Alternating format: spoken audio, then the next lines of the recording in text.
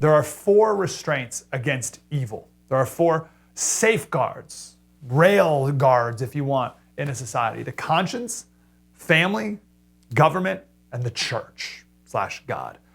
All 4 of these guardrails have been systematically and intentionally removed from our society. And then we wonder why we're driving off the road and off the cliff and things are out of control. John MacArthur delivered a wonderful sermon on this in 2015. It's called How God Restrains Evil in the World. So the first thing is your conscience, right? So just apply it to you. Why do you not do bad things? Why do you not break the law all the time? Well, you have a conscience, personal restraint. Conscience is the Greek word for self-knowledge.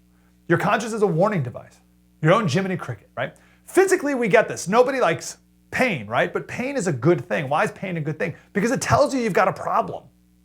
Leprosy it's a skin disease, right? And we used to think that leprosy ate away at your fingers and limbs, right?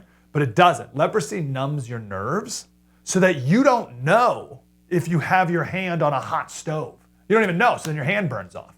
You don't feel the pain. I would argue that we have leprosy of the soul, leprosy of the conscience. People doing bad things and their conscience is so numb, it's not even telling them to not do it. They don't have the conscience telling them, oh, you shouldn't shoot this guy in the head. Conscience is pain in the moral arena. The conscience screams at you, stop, this is bad. Right? Stop going down this path.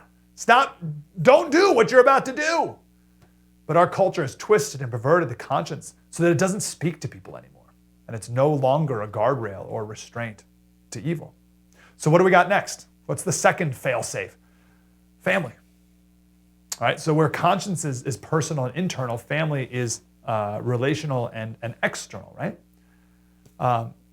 We don't have time to go into today's special, right? But you know the importance of dads.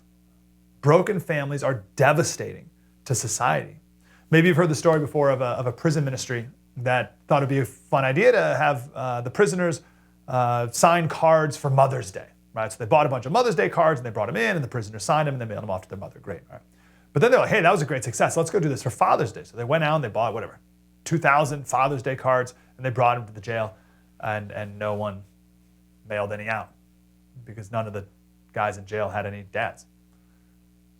And when you don't have a dad growing up, it's much harder to be disciplined, starting at a young age. And you start going off on a bad path pretty quick. Family also ties into culture, the culture that you're living in as well. The third restraint is government. This is what the psychologist a second ago was talking about, right? The police are there to deter crime. Jails are there to deter crime. Where your family's not there and where your conscience isn't stopping you, well, thank goodness we got the government to throw bad guys in jail. Jail's not a fun place to be. This is why people who are getting arrested resist. They don't want to go there. I'd argue it needs to be worse. But when criminals know that they can break the law and not get in trouble, well, shock upon shock, they're going to keep breaking the law. This should be no surprise to anybody. It's true for raising kids, too. Of course, it's going to be true for adult prisoners. I'd argue they're almost acting rationally based off the situation we've presented with them. You commit this crime, and what's going to happen to me? Nothing? Well, I'm just going to do it then, of course. Right? The fourth restraint against evil is the church. Church, God, and afterlife.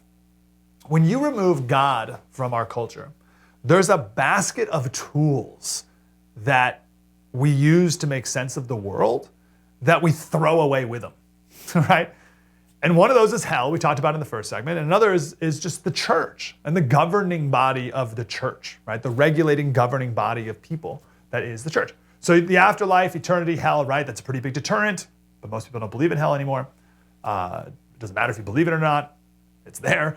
But then you also have the church, right? The church is there to encourage people to live a righteous life from a young age.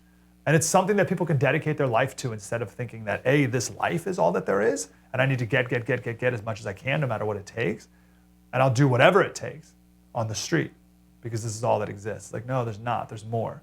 So you lose the afterlife, you lose God, you lose the governing body of the church, then you're lost. So this is why you hear stories from time to time, like the guy who was walking down the street and punched a 92-year-old woman in the head and just kept walking. What? Like, sadistic, cruel. He's 31. He's 31. But he's been arrested how many times? 10 times? 20 times? 50 times? He's been arrested 101 times. What? He's a registered sex offender who's been arrested 100 times? What are you talking about? So what would have stopped this guy from committing this crime? Okay, well, one of four things, if not all four, ideally. First, a conscience would have stopped him from doing that. Well, that's seared.